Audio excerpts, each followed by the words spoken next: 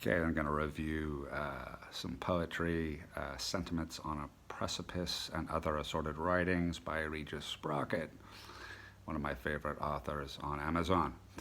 So this is what I would term expatriate poetry, expat poetry, Americans living in foreign countries writing poetry. Do they do it? Well, they have the spare time, I guess.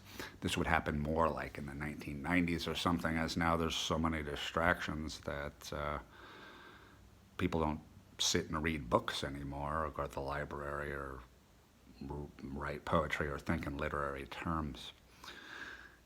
But, so I'm going to review this book. He's an American, and he's contrasting his life in the United States versus life abroad.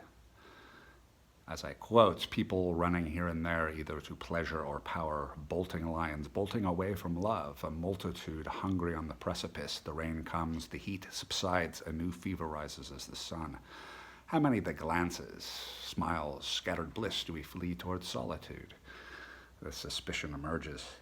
Debate of motives, resurrect the interior, a lake of smokes, dark, misty, murky. You can't see, but slowly sink. Rest for the weary, cast your burden, the island in the stream beside the forest. Ancient man summons, halo of spirit, joy echoing, final rest. The rock, the pillar, time in twisting torment, pulling off strips of flesh. Stars scatter a burst of laughter, their playground at the black night sky. Okay, so the poet, Mr. Sprocket, is getting into sort of an Edgar Allan Poe tormented, dark view of humanity here. And I suppose this is when he's in the United States and looking back, from the perspective of Europe, looking back towards writing this in the United States. So his view of things after he goes abroad. You wanted to flee the hordes, the upheaval of all you knew. They stayed. Your tribe demanded you as well. Guns rose in salute to the destitute, that half-century of discarded men. Guns rose in salute to the destitute, that half-century of discarded men. Night fell and the job doesn't come through, wrong demographic.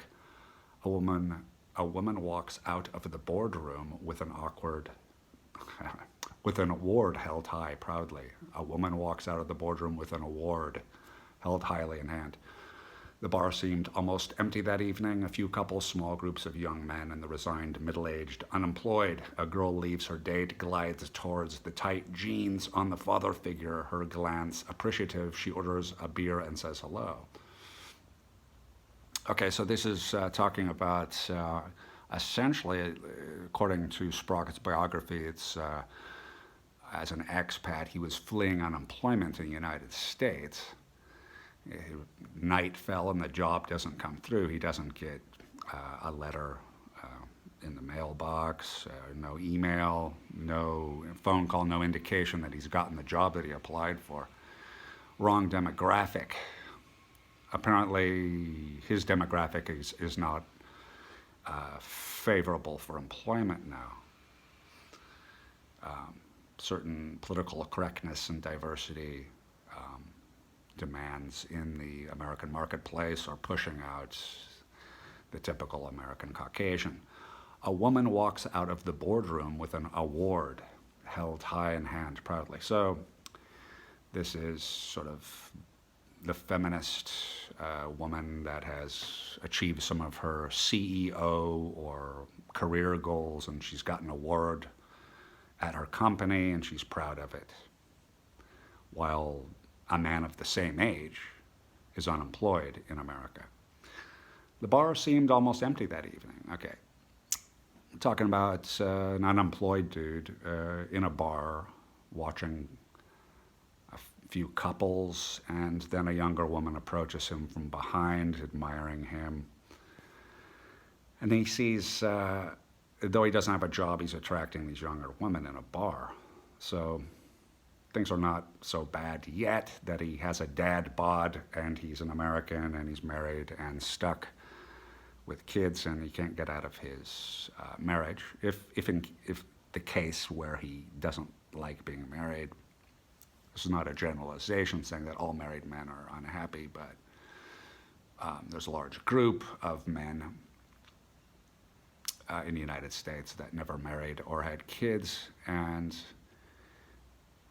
they still haven't gone through those phases of life which would make them appear, give them dad bods and to make them appear that they were unapproachable. So these younger women they notice that these men seem younger, these middle-aged men. Walk through the shopping mall, faltering, pounding chest, lump in throat. If it were Los Angeles, disgust would sour the stomach, yet Prague offered manifest delight, strolling, wearing his foreign shroud. He hit the cold of the Slavic metropolis. It was winter, the face numbed, earlobes burned, perhaps Helios appearing, but exhaustion set in. They'd check you out, those pretty Eastern European women, low English skills, IQ, descent, lewd invader, later rebuffed. In her apartment alone, nobody calls, no new text. Gray light seeps through the window, Baroque rooftops to the horizon.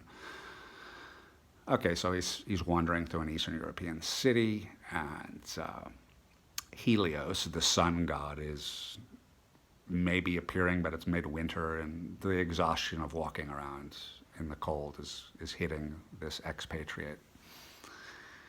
And he's seeing Eastern European women, and their English skills aren't very good, and they perceive him in a different way, as maybe a lewd invader, maybe like a sex tourist. And he's rebuffed. His IQ must, lower itself, and he must grade his language to be able to communicate with these Eastern European women. And so he has to speak English like a child, basically, for them to understand. And then a lot of these women just go home alone and just watch the gray light seep through the window the rest of the afternoon. So they're not really happy either. And this is more in that. It looks like this is set in the 90s before the, Tinder and all the internet dating opportunities. When women had to rely on men on the street, men in bars, social circle, everything, any other way to meet men, but they weren't going to really necessarily meet them online because the internet wasn't so developed then. And they may be suspicious of men, but they should have been more open because that was their opportunity to meet someone. So the fog smoothed up the hills, soothing the inhabitants. A heat wave had caused strokes. Seniors worried. Wealthy suburb. Young women paraded nude in their bedrooms. Sweaty twilight, posting bikini shots of that day on their Instagrams. Attention gathered for a lifetime of choices, power motive, sincerity cast aside along with their integrity, prerogative to gather your doom in the dragging years. Okay, so it looks like some suburb in a rural area, a wealthy suburb in a rural area, perhaps California, or maybe Northern California. But it's a hot day, and these girls are posting pictures of themselves on Instagram. And they don't realize that they're sort of like, they're just, fishing. They're just throwing out all their bait to attract as many men as possible. They don't realize that they're losing their sincerity and their integrity, and they're less trustworthy as the years drag on and they lose their looks.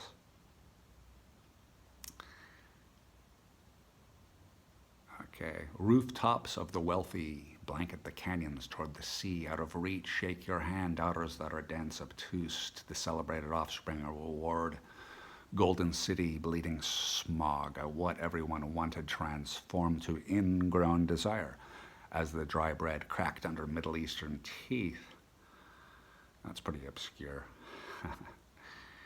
That's about a California suburb.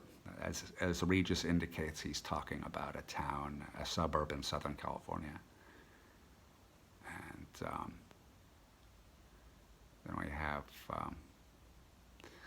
another poem that's based on Istanbul, No one told me of loneliness in Istanbul, the mosaics of Hagia Sophia, nothing more than repetitions, vivid postcards shimmering, drifting, and I, dull, impenetrable, deaf to a meandering prelude.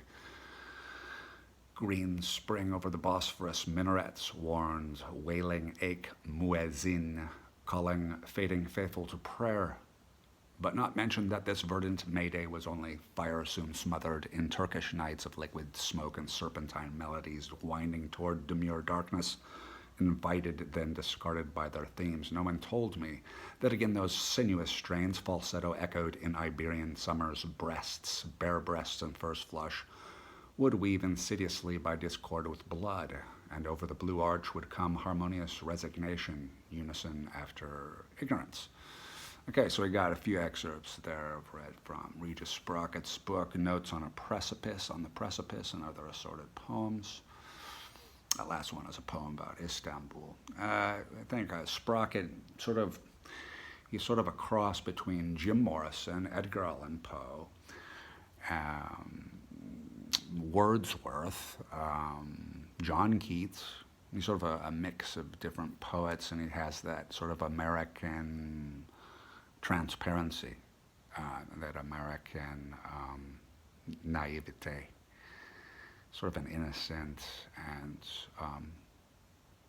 whimpering, whining, unable to understand the more sophisticated world, the old world. So it looks like Sprocket has probably grown up on the West Coast and is quite divorced from the old culture of the East. So, but this is an interesting perspective. And in one of Sprocket's books, he said that people from the West Coast of the United States are always the worst when they move to Europe as expats. They don't assimilate as easily. They can't understand European, the old world culture. They're not as sophisticated.